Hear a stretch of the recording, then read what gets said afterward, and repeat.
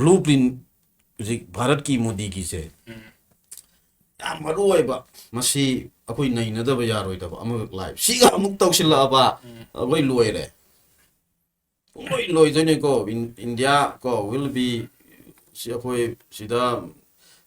saka di pai gi ba yai moi gi Viksit Bharat 2000 gano 40 adu ada ga na moi gi sagat li ba manglan jing ji ko sum sathagi budi yai adugi manglan mayam dugi sagal langna bu phot na badane ba hojik Modi's mission naina aina ama thola ise magi tongan ba mission ko Modi's mission hai se si Dharmendra Pradhan resign to gi ba CJP gi ho adu ada si sa je si mongon da hojik moi changdri ba yam pek po na si sidi it is nothing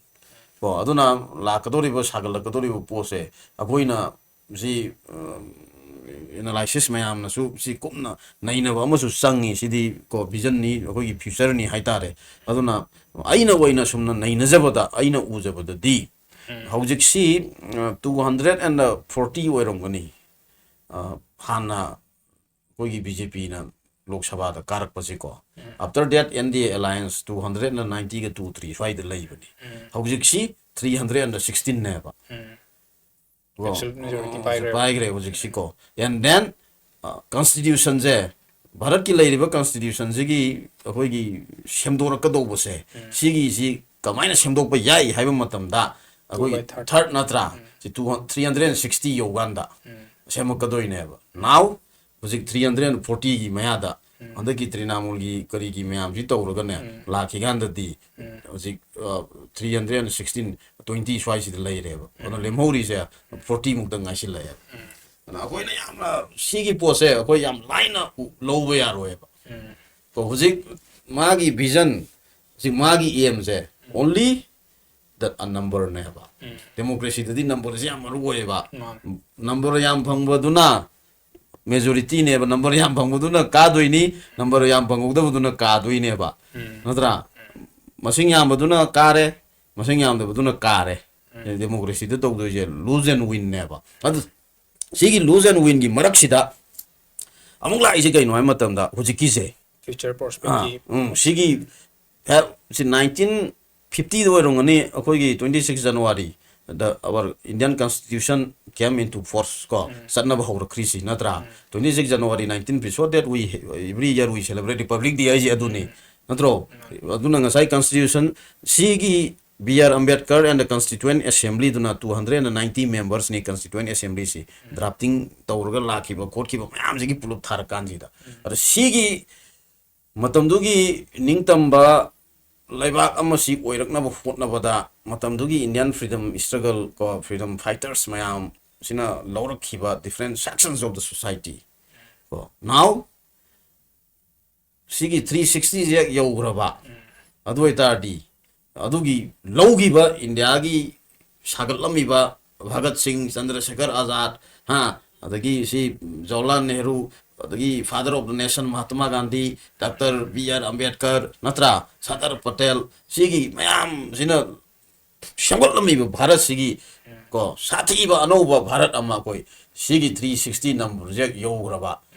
we can akoi kari haitare midmang da ubudo ko shoidana ubune mathang on thok ani aduna sigi constitution je samong na hona ba ji june ba hojik lai ri ba akoi gi laingak sigi maru oi ba magi ultimate goals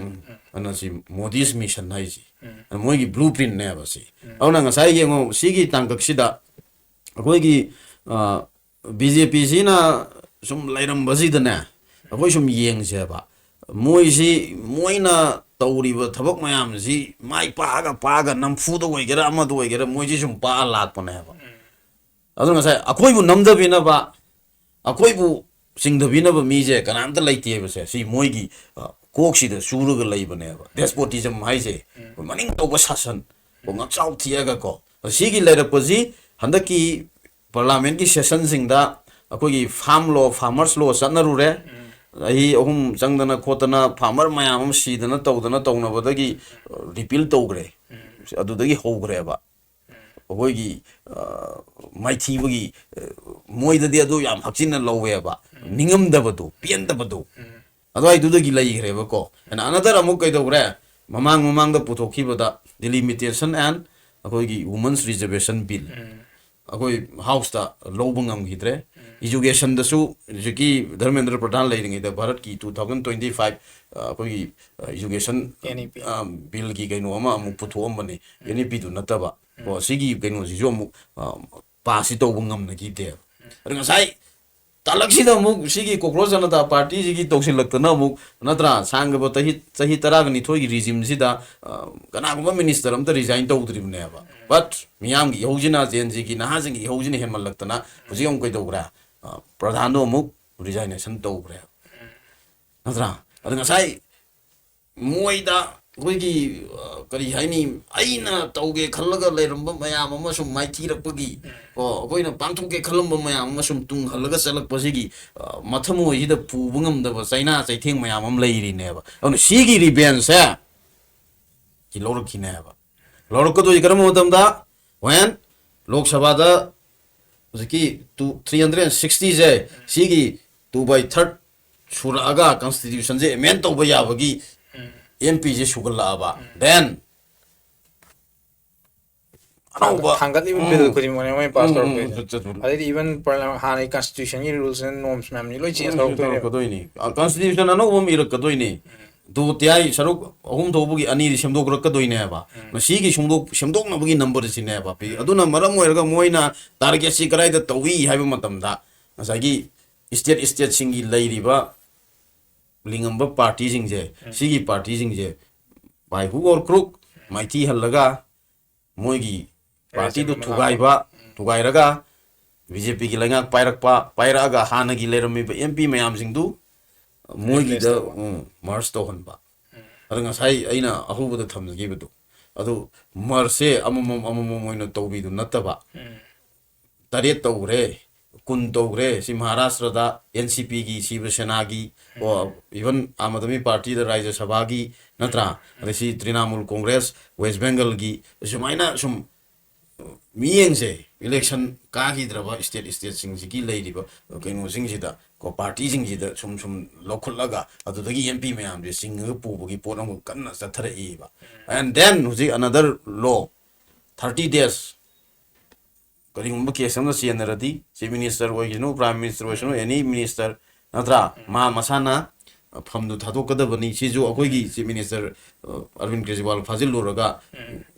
inside the jail dagi ma famdu thadokta chief minister oina leiraga function tawra leigibadinina adagi si kari Jharkhand gi Shibu Soren natra phajin raga si sigi AK gi akoi convener gi tangkak si dagi ne ba moi jo no ba ek lo adagi ngasai mayam ama akoi jo system no hongan na honarakpa system hongan badane yamna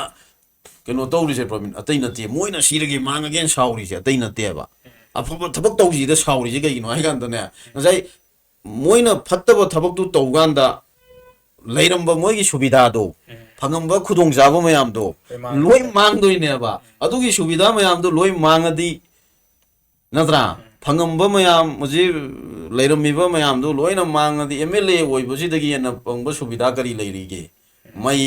ising layengba flight